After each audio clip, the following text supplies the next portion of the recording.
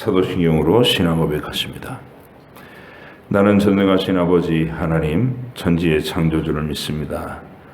나는 그의 유일하신 아들 우리 주 예수 그리스도를 믿습니다. 그는 성령으로 잉태되어 동정녀 마리아에게서 나시고 본디오 빌라도에게 고난을 받아 십자가에 못 박혀 죽으시고 장사된 지 사흘 만에 죽은 자 가운데서 다시 살아나셨으며 하늘에 오르시어 전능하신 아버지 하나님 우편에 앉아 계시다가 거기로부터 살아있는 자와 죽은 자를 심판하러 오십니다. 나는 성령을 믿으며 거룩한 공교회와 성도의 교제와 죄를 용서받는 것과 몸의 부활과 영생을 믿습니다. 아멘. 요한계시록 19장과 20장입니다.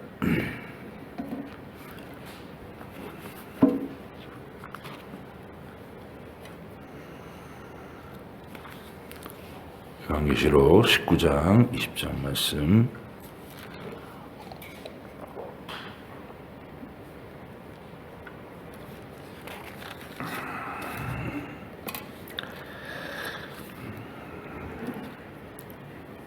함께 읽겠습니다. 이 일 후에 내가 들으니 하늘에 허다한 무리에 큰 음성 같은 것이 있어 이르되 할렐루야, 구원과 영광과 능력이 우리 하나님께 있도다. 그의 심판은 참되고 의로운지라. 음행으로 땅을 더럽게 한 큰 음녀를 심판하사 자기 종들의 피를 그 음녀의 손에 갚으셨도다 하고 두 번째로 할렐루야 하니 그 연기가 세세토록 올라가더라. 또 24장로와 네 생물이 엎드려 보좌에 앉으신 하나님께 경배하여 이르되 아멘 할렐루야 하니 보좌에서 음성이 나서 이르시되 하나님의 종들 곧 그를 경외하는 너희들아, 작은 자나 큰 자나 다 우리 하나님께 찬송하라 하더라. 또 내가 들으니 허다한 무리의 음성과도 같고 많은 물소리와도 같고 큰 우레소리와도 같은 소리로 이르되 할렐루야, 우리 주 하나님 곧 전능하신 이가 통치하시도다. 우리가 즐거워하고 크게 기뻐하며 그에게 영광을 돌리세. 어린 양의 혼인기약에 이르렀고 그의 아내가 자신을 준비하였으므로 그에게 빛나고 깨끗한 세마포 옷을 입도록 허락하셨으니 이 세마포 옷은 성도들의 옳은 행실이로다 하더라. 천사가 내게 말하기를 기록하라. 어린 양의 혼인잔치에 청함을 받은 자들은 복이 있도다 하고 또 내게 말하되 이것은 하나님의 참되신 말씀이라 하기로 내가 그 발 아래 앞에 엎드려 경배하려 하니 그가 나에게 말하기를 나는 너와 및 예수의 증언을 받은 내 형제들과 같이 된 종이니 삼가 그리하지 말고 오직 하나님께 경배하라. 예수의 증언은 예언의 영이라 하더라. 또 내가 하늘이 열린 것을 보니 보라, 백마와 그것을 탄 자가 있으니 그 이름은 충신과 진실이라. 그가 공의로 심판하며 싸우더라. 그 눈은 불꽃 같고 그 머리에는 많은 관들이 있고 또 이름 쓴 것 하나가 있으니 자기밖에 아는 자가 없고 또 그가 피 뿌린 옷을 입었는데 그 이름은 하나님의 말씀이라 칭하더라. 하늘에 있는 군대들이 희고 깨끗한 세마포 옷을 입고 백마를 타고 그를 따르리라. 그의 입에서 예리한 검이 나오니 그것으로 만국을 치겠고 친히 그들을 철장으로 다스리며 또 친히 하나님 곧 전능하신 이의 맹렬한 진노의 포도주 틀을 밟겠고 그 옷과 그 다리에 이름을 쓴 것이 있으니 만왕의 왕이요 만주의 주라 하였더라. 또 내가 보니 한 천사가 태양 안에 서서 공중에 나는 모든 새를 향하여 큰 음성으로 외쳐 이르되 와서 하나님 큰 잔치에 모여 왕들의 살과 장군들의 살과 장사들의 살과 말들과 그것을 탄 자들의 살과 자유인들이나 종들이나 작은 자나 큰 자나 모든 자의 살을 먹으라 하더라. 또 내가 보매 그 짐승과 땅의 임금들과 그들의 군대들이 모여 그 말 탄 자와 그의 군대와 더불어 전쟁을 일으키다가 짐승이 잡히고 그 앞에서 표적을 행하던 거짓 선지자도 함께 잡혔으니 이는 짐승의 표를 받고 그의 우상에게 경배하던 자들을 표적으로 미혹하던 자라. 이 둘이 산채로 유황불 붙는 못에 던져지고 그 나머지는 말탄 자의 입으로부터 나오는 검의 죽음에 모든 새가 그들의 살로 배불리리더라. 또 내가 보매 천사가 무저갱의 열쇠와 큰 쇠사슬을 그의 손에 가지고 하늘로부터 내려와서 용을 잡으니 곧 옛 뱀이요 마귀요 사탄이라. 잡아서 1000년 동안 결박하여 무저갱에 던져 넣어 잠그고 그 위에 임봉하여 1000년이 차도록 다시는 만국을 미혹하지 못하게 하였는데 후에는 반드시 잠깐 노일이라. 또 내가 보자들을 보니 거기 앉은 자들이 있어 심판하는 권세를 받았더라. 또 내가 보니 목배임을 당한 자들의 영혼들과 또 짐승과 그의 우상에게 경배하지 아니하고 그들의 이마와 손에 그의 표를 받지 아니한 자들이 살아서 그리스도와 더불어 1000년 동안 왕노릇하니 그 나머지 죽은 자들은 그 1000년이 차기까지 살지 못하더라. 이는 첫째 부활이라. 이 첫째 부활에 참여하는 자들은 복이 있고 거룩하도다. 둘째 사망이 그들을 다스리는 권세가 없고 도리어 그들의 하나님과 그리스도의 제사장이 되어 1000년 동안 그리스도와 더불어 왕노릇하리라. 1000년이 참에 사탄이 그 옥에서 놓여 나와서 땅의 사방 백성 곡과 마곡을 미혹하고 모아 싸움을 붙이리니 그 수가 바다의 모래 같으니라. 그들이 지면에 널리 퍼져 성도들의 진과 사랑하시는 성을 두루매 하늘에서 불이 내려와 그들을 태워버리고 또 그들을 미혹하는 마귀가 불과 유황 못에 던져지니 거기는 그 짐승과 거짓 선지자도 있어 세세토록 밤낮 괴로움을 받으리라. 또 내가 크고 흰 보좌와 그 위에 앉으신 이를 보니 땅과 하늘이 그 앞에서 피하여 간데 없더라. 또 내가 보니 죽은 자들이 큰 자나 작은 자나 그 보좌 앞에서 있는데 책들이 펴 있고 또 다른 책이 펴졌으니 곧 생명책이라. 죽은 자들이 자기 행위를 따라 책들에 기록된 대로 심판을 받으니 바다가 그 가운데서 죽은 자들을 내주고 또 사망과 음부도 그 가운데서 죽은 자들을 내주매 각 사람이 자기 행위대로 심판을 받고 사망과 음부도 불못에 던져지니 이것은 둘째 사망 곧 불못이라. 누구든지 생명책에 기록되지 못한 자는 불못에 던져지더라. 아멘. 기도하겠습니다. 하나님 아버지,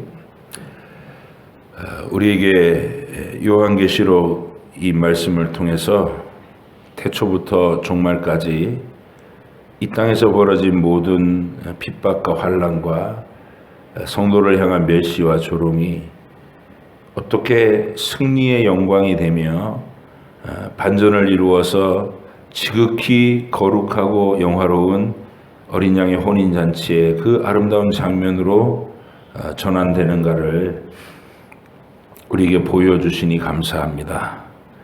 초대교회 성도들에게도 이러한 말씀이 위로가 되고 소망이 되었듯이 저희들에게도 이 시대를 살아가며 우리에게 큰 힘이 되고 확신이 되는 소망의 말씀으로 잘 정리되게 하시고 이 진리를 가슴에 품고 이 땅에서 주님 부르심을 받는 그날까지 또는 주께서 다시 오시는 그 순간까지 우리가 복음을 증거하며 하나님의 은혜 가운데서 성숙해져가는 거룩한 주의 백성들이 다 되게 하여 주옵소서. 오늘도 읽은 이 말씀을 마음속에 깨닫고 잘 정리하기 원하오며 주께서 지혜 주실 줄 믿사옵고 예수님의 이름으로 기도하옵나이다. 아멘. 요한계시록을 가장 혼탁하게 하고 두렵게 하고 어렵게 만드는 일은 이 계시록에서 자꾸 그 최후의 순간의 시나리오를 구하기 때문에 그렇습니다. 이 세상이 어떻게 되어질 것인가, 그 일에 대한 악한 호기심이 있는 거예요. 예수님의 제자들도 계속해서 그 질문을 했죠. 누구에게나 다 그런 게 먼저 궁금한 거예요. 어떤 일들이 전개되면서 그 상황이 벌어질까, 거기에 대한 궁금증이 많고 언제 그 일이 이루어질까 딱 알았으면 좋겠다. 그게 궁금증의 내용인데 우리 주님이 말씀하신 것은 그날과 그때는 너희의 알 바가 아니다. 오직 아버지만 아신다. 천사와 아들도 모르고라는 말은 오직 아버지께서 결정하신다 그 말이죠. 아버지께서 결정하신다. 그래서 그날과 그때를 아는 것은 너희가 알 바 아니고 너희가 해야 될 일이 뭐냐면 항상 깨어 있어서 이 복음을 증거하는 일, 구원을 이 세상 앞에 퍼뜨리는 일을 해야 된다. 그 얘기를 강력하게 해주셨죠. 사도 요한이 누구보다도 예수님의 그런 관점과 말씀을 깊이 새겨들은 사람이에요. 그래서 다른 제자들은 또 성경 기록자들은 복음서 기록자들이 놓쳤던 예수님의 세세한 말씀의 맥락 하나하나 그거를 다 요한복음에서 상세하게 기록해 놓은 것이 사도 요한이잖아요. 그래서 요한은 누구보다도 예수님의 그런 관점에 대해서 정확한 안목을 갖고 있고 예수님이 영원히 존재하시는 하늘 위에 존재시다. 태초에 계시던 로고스 말씀이신 그 주님을 정확하게 알고 있는 그런 관점에서 이제 이 요한계시록이 선포되고 있다는 것을 우리가 기억해야 됩니다. 그래서 요한계시록은 종말의 시나리오를 밝혀주는 책이 아니다. 그때 그날 일어날 일들이 상세하게 얘기하는 얘기가 아니라 가장 주된 중점은 이 세상이 시작된 이래로 땅에 있는 모든 하나님의 백성들의 이 당해야 됐던 고난과 그 핍박에 대한 견디고 인내한 승리의 결국. 우리는 전부 어느 시대를 살았든지 어린 양의 생명책에 기록되고 믿음을 지킨 사람은 바로 자기의 시대에서 그 영광의 14만 4천으로 어린 양의 혼인잔치로 바로 올라갈 수 있다는 것을 밝혀주고 있는 거예요. 지구 최후의 날에 예수님이 지상으로 재림하는 그 순간에만 그 영광에 들어가는 게 아니고 모든 시대의 하나님의 백성들이 동일한 핍박과 고난을 받고 동일한 보좌의 영광을 바라보며 동일한 최종 승리를 바라보고 참여하게 된다는 거. 그래야 어느 시대에서 내가 이 성경을, 이 계시록을 읽든지 그게 나에게 은혜가 되고 실질적인 위로와 소망이 되고 각 시대마다 자기 삶의 지침이 될 수 있는 거 아니겠어요? 이게 여기다가 바코드 얘기하고 적그리스도가 누구다 이거 맞춰가는 거 이런 얘기는 무의미한 얘기다. 큰 하나님의 청사진을 보면 돼요. 이 세상을 향한 하나님의 청사진이 뭐냐? 그래서 그 결국은 성도가 인을 떼는 과정에서 말한 것처럼 이 땅에서는 핍박과 고난이 늘 있을 것이다. 이게 성도의 운명이 된 거예요. 그 성도가 택하심을 받고 구원받은 사람으로 살아갈 때 이 세상에서 그 구원받은 영광이라는 것이 하나님이 이 땅에서 편안하고 안락한 삶을 주시는 그 내용으로 전개되는 게 아니라 적어도 구원받은 백성은 땅에서 공격을 당하고 핍박을 당하고 환난을 당하게 되고 그것을 인내하고 끝까지 견디어야 하는 충성된 과정을 지나가야 된다는. 왜냐하면 그렇게 해서 우리 속에 있는 주님을 향한 사랑과 내 믿음과 인내와 충성심이 비로소 증명되기 때문에 그렇습니다. 영원한 완전한 땅에 들어가면 여러분과 제가 우리 속에 있는 믿음의 내용을 증명할 방법이 없어요. 여기서만 가능하다. 여기서만. 욥처럼. 그래서 인을 떼는 얘기가 필연적으로 성도에게는 이 땅에서 환난과 시련이 있게 되는 거예요. 왜냐하면 우리 속에 있는 진실한 믿음이 그렇게 해서 훈련되게 하고 자라가야 되고 증명이 돼야 되기 때문에 마귀와 이 공격하는 악의 영들 무리에게 그리고 모든 천사들 앞에서 네가 내 종 욥을 보느냐 하고 하나님이 자랑하실 수 있는 영원히 기념하실 수 있는 근거를 만드셔야 될 거 아니에요. 네가 내 종 욥을 보느냐 그가 순전하고 흠이 없다. 나를 진정으로 사랑하는 내 영원한 나의 백성이다. 이렇게 자랑할 수 있는 그러려면 환난이 지나가야 되는 거예요. 그게 증명되려면 처음에 욥에게 모든 게 부유하고 자녀들도 아주 행복하고 욥이 이 동방에서 모든 사람이 부러워하는 외적인 조건들을 가지고 있을 때 하나님이 욥을 자랑하니까 마귀가 승복을 안 하는 거예요. 승복을. 아니 저렇게 잔뜩 주고 모든 걸 다 책임져 주시고 부자 되게 하고 건강하게 하고 행복하게 만들어 주는데 하나님을 안 섬길 바보가 어디 있겠습니까? 진정한 사랑이라고 생각하십니까? 하나님을 하나님의 하나님과 욥의 사이를 이간질하는 것이죠. 평가절하하는 거예요. 평가절하.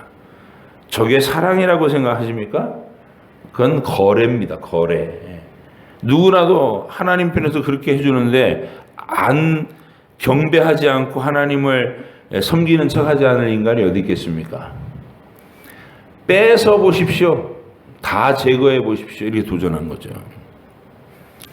그래서 그 욥기의 어떤 주제는요. 하나님이 가지고 계신 우리를 향한 사랑에 대한 뭐라고 그럴까요?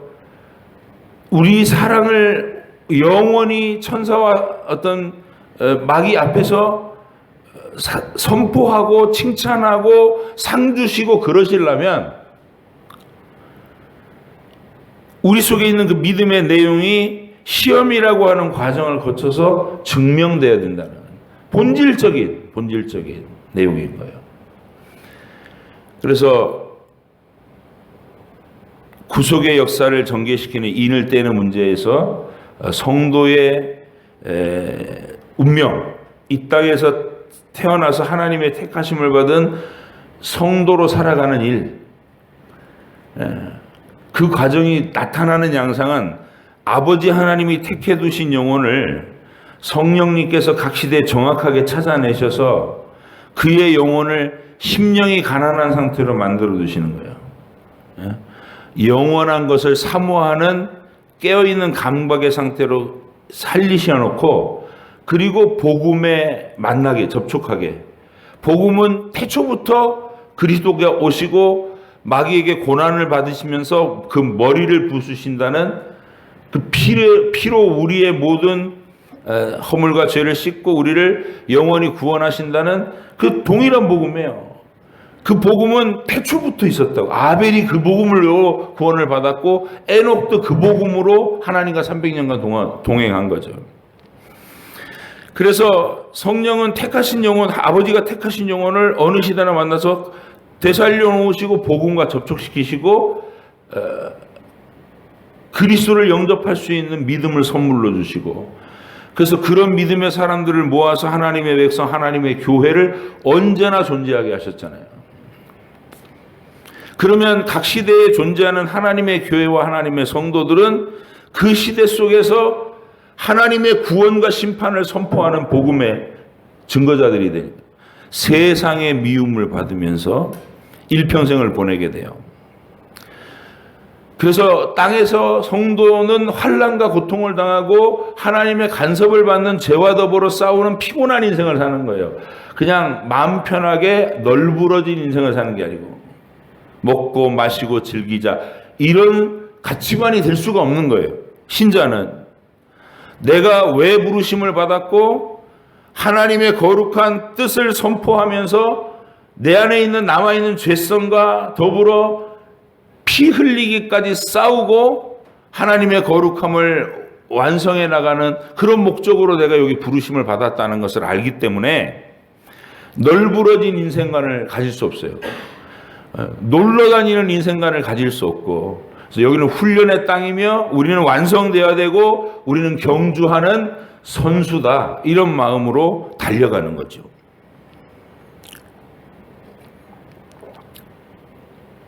그래서 그 마지막 장면을 주님 미리 보여주신 것, 그게 어린 양의 혼인잔치예요. 벌써 여러 차례 보여주셨어요. 요한계시록 7장에서 1차 인을 뗄 때, 마지막 인을 떼는 그 장면에서 땅에서 고난당한 성도들이 마지막은 이 장면이다. 어린 양의 14만 4천 명 한 사람도 누락됨이 없이 하나님의 구원받은 총수가 여기 다 들어온다. 너희의 자리다, 여기가. 이 얘기죠. 너희의 자리다. 구약의 12지파와 신약의 12사도가 복음을 선포해가지고 구약과 신약의 모든 성도 단 한 명도 누락 없이 전부 이 자리에 참여한다. 7장에서 벌써 그거 위로하고 나왔어요. 그리고 16장에서 또다시 14만 4천이 등장하면서 어린 양의 노래, 모세의 승리의 노래를 그 홍해 건너편에서 하나님이 애국 군대를 수장시킨 장면을 보고 찬송 불렀던 그 장면을 연상시키면서 유리바닷가에서 다시 14만 4천 명이 등장해서 그리스도와 함께 승리를 노래하는 장면에 또 참여시켜요. 그리고 오늘 19장에 어린 양의 혼인잔치라고 아예 이제 최종판, 우리의 모든 영광과 위로와 즐거움이 있는 그 영원한 어린 양의 혼인잔치에 화려하고 아름답고 흥분되고 기대되는 그런 최종적인 우리 인생의 목표 지점을 만들어 놓고 여기가 너의 자리다라고 알려주시는 거예요. 여러분, 어린 양의 혼인잔치라는 얘기는 초대교회 성도들에게 이 이야기가 어려운 얘기겠어요? 예수님이 혼인잔치 비유를 얼마나 생생하게 들려주셨어요. 우리가 너무나 잘 알고 있는 열처녀 비유, 그렇죠? 예수님은 가나의 혼인잔치를 축복하시는 그런 장면부터 시작해가지고 이스라엘의 혼인 예식의 그 포인트에서 하나님 나라의 진리의 측면이 있다는 걸 발견하고 혼인잔치의 비유를 많이 해요. 예복을 입고 그 자리에 참석해야 된다든지, 왕의 아들의 혼인잔치에 많은 사람이 초대됐다든지, 그리고 열처녀 비유를 통해서 기름을 준비해야 된다든지, 주님이 이 혼인잔치 비유에 대한 얼마나 많은 얘기를 하셨어요. 익숙한 말씀이에요. 예수님이 우리에게 들려주셨다. 이스라엘의 혼인 예식은 먼저 두 사람이 두 가정을 통해서 이 약혼을 합니다. 약혼식을 해요. 그럼 그때부터 법적으로는 부부예요. 함께 살지는 않지만 혼인하기로 약조하고 약혼식을 하면 그 한 1년 정도가 대부분의 시간인데 1년 정도의 시간 동안에 남자는 이 아내를 데리고 올 수 있는 집창금을 마련해야 돼요. 그래서 나중에 이 처가댁에다가 지창금을 드리고 아내를 데리고 와야 돼요. 그래서 신랑의 책임은 영원한 초소를 준비하고 신부를 맞아들일 모든 책임 있는 준비를 하는 게 신랑의 준비예요. 그래서 우리 주님이 요한복음 14장에서 그 마가의 다락방에서 이 6월절 식사를 하시면서 그 얘기를 하셨죠. 두려움에 이게 짓눌려 있는 분위기 제자들한테 너희는 마음에 근심하지 마라. 하나님을 믿으니 또 나를 믿어라. 내 아버지 집에는 거할 곳이 많다. 내가 가서 너희를 위해서 처소를 예비하러 간다. 가서 준비되면 너희에게로 다시 와서 나 있는 곳에 너희도 있게 할 것이다. 데리고 갈 것이다. 그 말이죠. 딱 혼인 예식의 신랑처럼 말씀하신 거예요. 내가 너희들과 영원히 살 곳을 만들어 놓고 너희에게로 다시 와서 너희를 그리로 데리고 갈게. 멋진 말씀이시죠. 그리고 신부는 어떻게 하느냐? 그 1년 동안 약혼 기간 동안에 신랑의 가장 사랑받는 이게 신부가 되기 위해서 신랑을 기쁘게 하기 위해서 자기를 단장하는 시간이에요. 순결함과 정절과 그리고 아름다움과 이런 것들을 갖추면서 신랑과 가장 행복한 순간을 맞이하기 위한 준비하는 시간, 그러니까 자기를 단장하는 시간, 순결한 신부로, 아름다운 신부로, 성숙한 신부로, 지혜로운 신부로 단장해가는 시간, 그게 약혼 기간이에요. 그래서 그 혼인 예식은 신랑 집 아버지가 이날이다라고 선언을 해주는 그 시간에 임하는 거예요. 그래갖고 신랑이 이제 신부를 데리러 오는, 그래서 신부집에 와가지고 신부를 데리고 그게 밤중에도 이룰 수 있다는 것이죠. 그래서 데리고 이제 신랑 집으로 행렬을 옮겨 가서 완전한 결혼 예식이 진행이 돼 일주일 동안 벌어진다는 거예요. 그 예식들이. 그러니까 그 이스라엘의 혼인 예식이라는 것이 얼마나 온 동네에 잔치고 축제겠어요. 당사자에게도 얼마나 의미가 깊은 오랜 기다림의 끝에 맞이하게 되는 가장 큰 절정의 기쁨의 순간. 그게 혼인잔치예요. 요한계시록은 바로 그 어린 양의 혼인잔치로 절정의 부분을 삼는 거예요. 19장에서. 찬송이 울려 퍼져요. 하나님께 영광을 돌리라고 어린 양의 혼인 기약이 이르렀고 그 아내가 온전히 자신을 준비했다. 선포되는 거예요.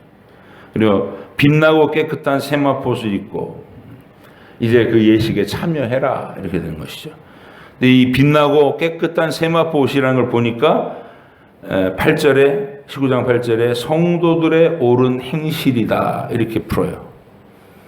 그러니까 우리가 주님의 재림을 기다리면서 이 땅에서 환난과 핍박의 땅을 지나면서 해야 될 일이 뭐냐면 우리의 예복을 준비하는 일인데 그 예복은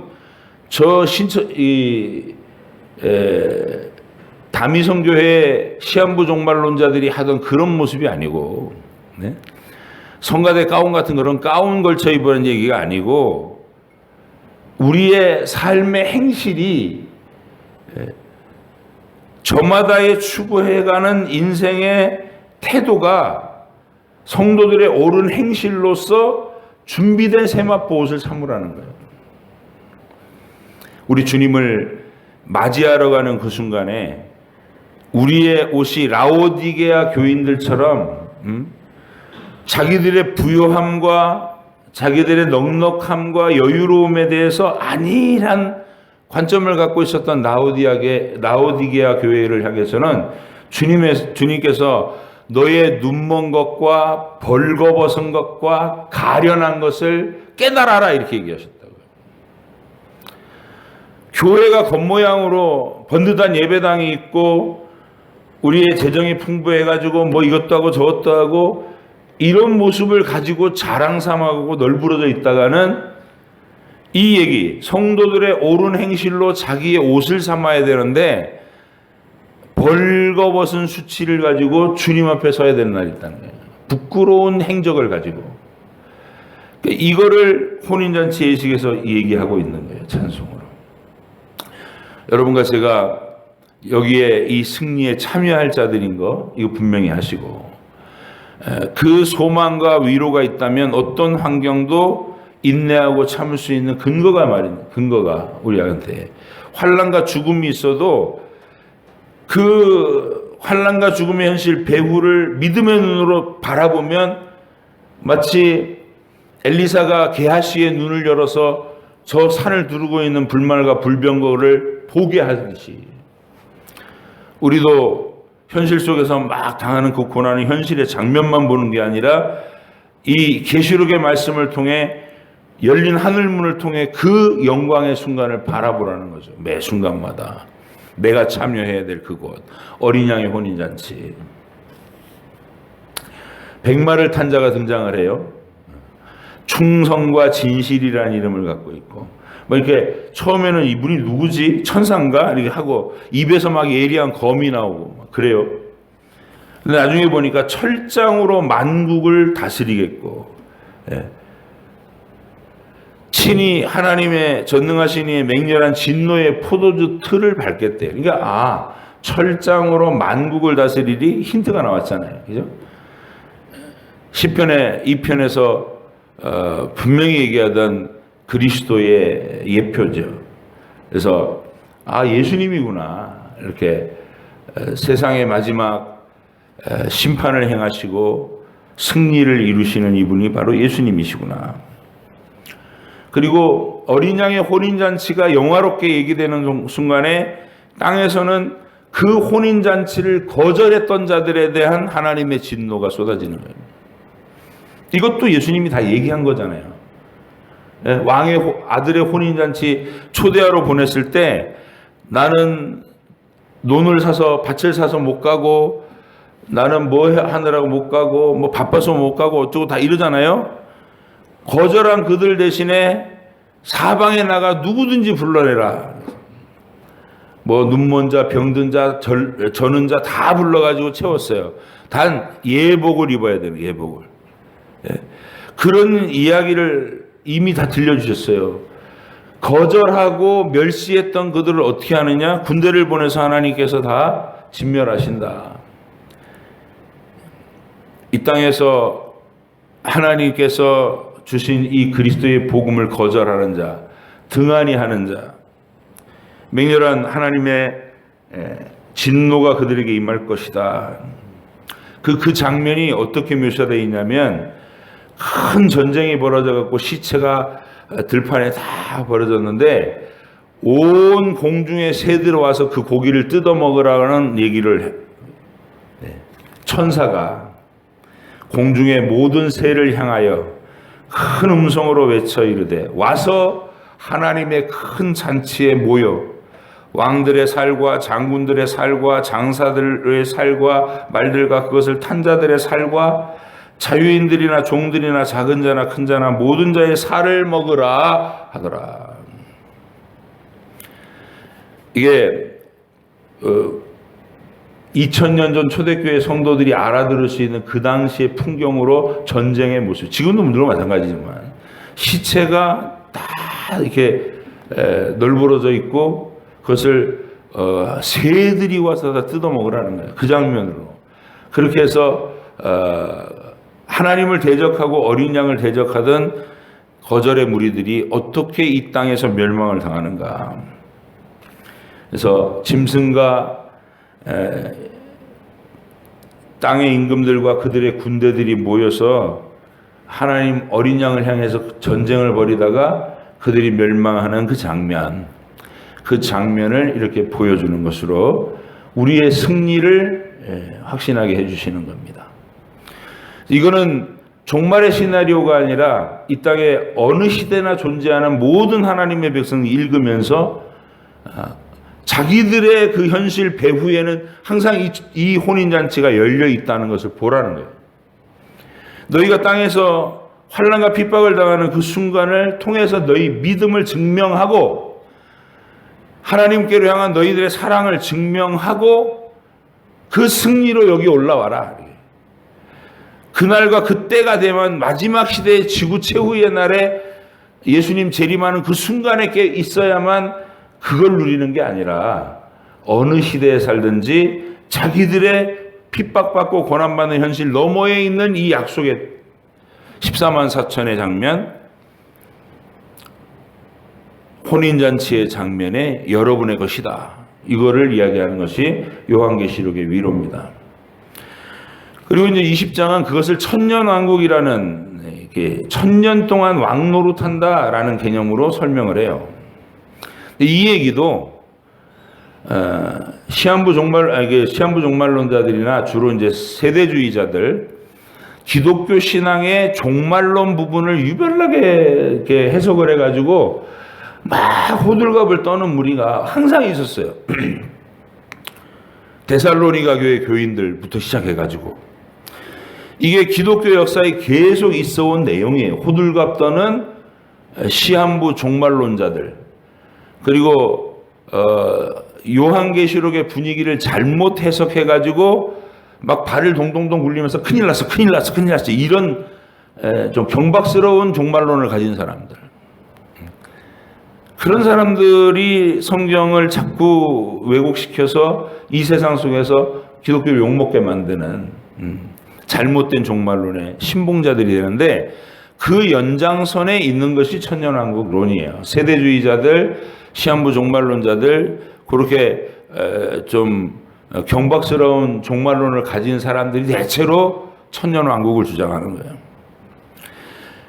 이 천년왕국이라는 말은 왜 등장하는 거냐면, 이사야서 이 65장을 문자적으로 해석한 사람들의 오류예요. 이사야서에서 새하늘과 새 땅의 영광을 얘기하면서 거기서 사람들이 나무의 수완과 같은 수완을 누린다. 100살에 죽은 사람이 어린아이일 것이다. 뭐 이런 표현이 나와요. 천국인 새하늘과 새 땅 얘기를 하는데 사람들이 1000년 가까이 산다. 뭐 이런 비슷한 이 뉘앙스를 얘기한 거예요, 이사야가. 그러나 예수님은 오셔가지고 천국에서 시집가고 장가가는 얘기를 물었을 때, 또 이 땅에서 7 형제와 차례차례 결혼해갖고 살다 간 여자가 천국에서는 누구의 아내입니까? 이 질문을 받고 예수님이 천국은 시집가고 장가가는 땅이 아니다, 이렇게 정리하시잖아요. 이사야는 예수님 오시기 600여 년 전에 먼 미래의 최후, 인류의 최후의 종말의 날을 아주 먼 발치에서 예언한 선지자고, 자기 시대라고 하는 그 한계에서 바라본 사람이에요. 예수님의 부활과 성도들이 그 부활의 몸을 따라 입고 영생을 누리는 그 확연한 부활과 영생의 장면에 대해서는 아직 하나님이 흐릿한 안개 속에다가 베일을 쳐두신 단계예요. 그래서 그 천국을 묘사하는 이사야의 한계가 있었던 거예요. 그거를 문자대로 믿어야 된다고. 그래서 천년왕국이 필요하다고. 그래서 끼워넣는 거예요, 천년왕국이라는. 예수님이 재림을 해갖고 이 땅에 이제 불신자들을 다 한 번 심판 다 하고, 요즘 다 초토화 시켰잖아요, 지금. 다 한 번 정리를 하고 나서 그때부터 믿는 자들만 이 땅에 남아서 1000년 동안 이 행복하게 산다는 거예요. 결혼하고 애 낳고 1000년 동안. 20장을 쭉 읽으면서 그렇게 해석을 해요. 그러고 난 다음에 또 그 1000년의 마지막 지점에서 또 잠깐 무적행의 열쇠를 풀어가지고 마귀가 풀려난대. 그래 또 세상이 또 막 유혹해가지고 전부 막 배도하고 믿음을 버리고 이런 일도 발생한다는 거예요. 그럼 거기서 또 한 번 재판을 해갖고 다 죽이고 불못에 던지고 한 번 또 난리가 나야 된다는 거예요. 아니 몇 번씩이나 종말을 하자는 거예요. 신약 서신서에서 종말을 그런 식으로 얘기한 적이 없어요. 한 번에 주님이 오시고 그 자리에서 모든 죽은 자들이 일어나서 믿음을 가진 자들은 영생의 부활로, 하나님을 대적했던 모든 불신자들은 영벌의 부활로 온다라고 딱 선명하게 끝나는 게 예수님이 설명하고 사도들이 설명하던 종말론이에요. 그 중간에 천년이 왜 끼어들어가지고 복잡하게 만드냐고. 이 천년은 우리 주님이 여기서 활동하실 때, 땅에서 활동하실 때 자주 마귀의 결박을 얘기하셨어요. 우리 주님이 마귀의 결박을 얘기하시는 내용은 뭐냐면, 본인이 하나님의 아들이 세상에 내려와서 이미 마귀를 결박했다. 그래서 그의 집에 들어가서 사로잡혔던 자들, 마귀에게 눌려있던 자들을 내가 건져낼 수 있는 거다. 이 얘기를 하셨어요. 마귀는 결박당했다. 이렇게 얘기하고. 그리고 그 권세와 영광을 제자들에게 나눠주면서 둘씩 짝지어서 70명의 제자들을 온 땅으로 전도를 보냈어요. 제자들이 나가서 예수님 이름으로 증거를 하고 병도 고쳐주고 귀신도 쫓아내고 막 그러고 돌아와가지고 예수님한테 이렇게 얘기해요. 주님의 이름으로 기도 한번 하면 귀신들도 막 쫓겨나던데요. 그 얘기를 들으신 주님이, 그래, 내가 사탄이 번개처럼 하늘에서 꼬꾸라져 떨어져 내리는 걸 봤다. 그리고 기뻐하셔요. 이 승리를.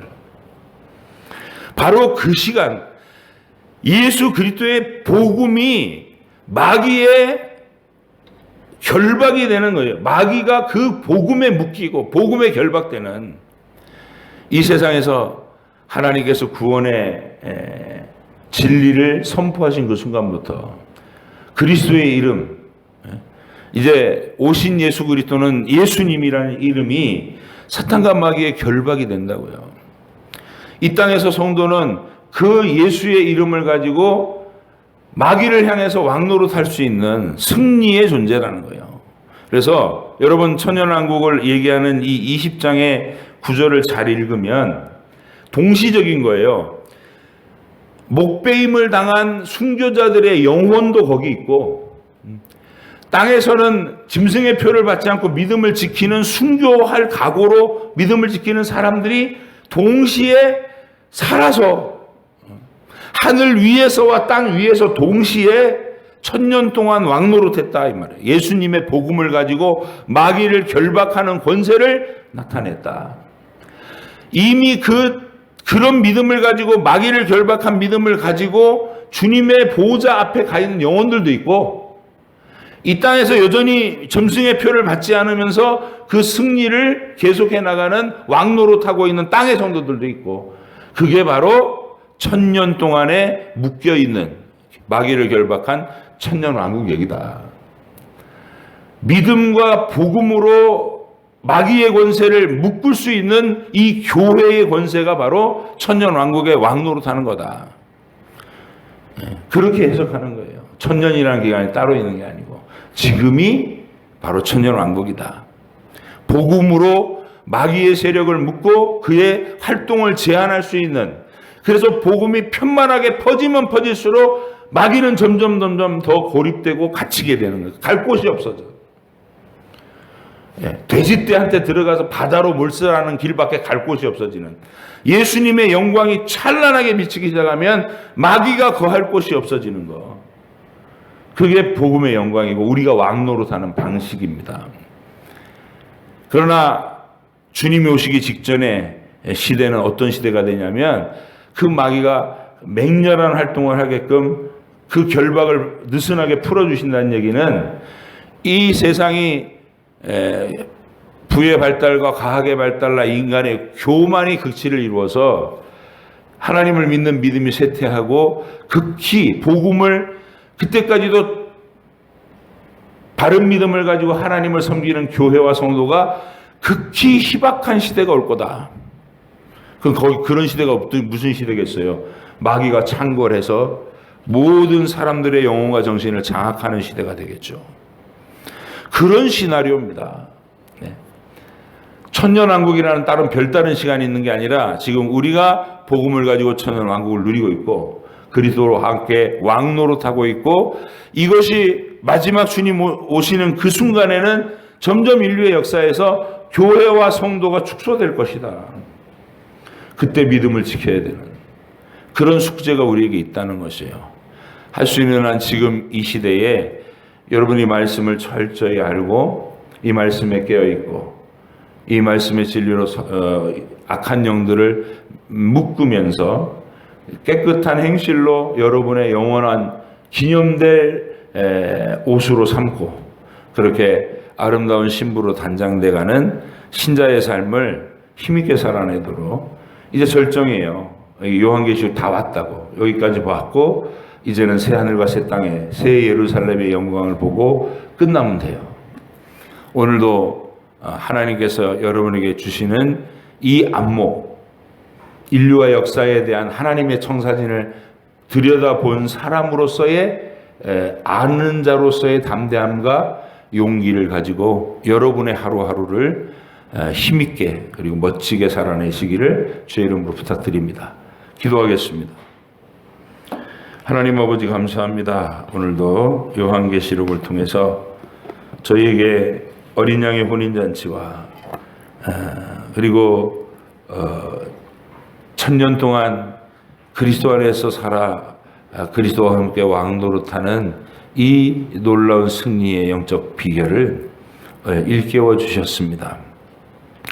우리가 바른 믿음, 바른 고백을 가지고 이 땅에 살아가면서 하나님께서 기뻐하시는 모든 일들을 그 뜻을 이루어드리는 복된 인생 살게 해 주시옵소서. 2021년도도 이렇게 말씀으로 착실하게 우리 속에 채워가면서 다시 새날을 맞이할 수 있는 복된 주의 성도들로 삼아 주시옵소서. 감사드리며 예수님의 이름으로 기도하옵나이다. 아멘. 하늘에 계신 우리 아버지, 아버지 이름을 거룩하게 하시며 아버지의 나라가 오게 하시며 아버지의 뜻이 하늘에서와 같이 땅에서도 이루어지게 하소서. 오늘 우리에게 일용할 양식을 주시고 우리가 우리에게 잘못한 사람을 용서하여 준 것 같이 우리 죄를 용서하여 주시고 우리를 시험에 빠지지 않게 하시고 악에서 구하소서. 나라와 권능과 영광이 영원히 아버지의 것입니다. 아멘.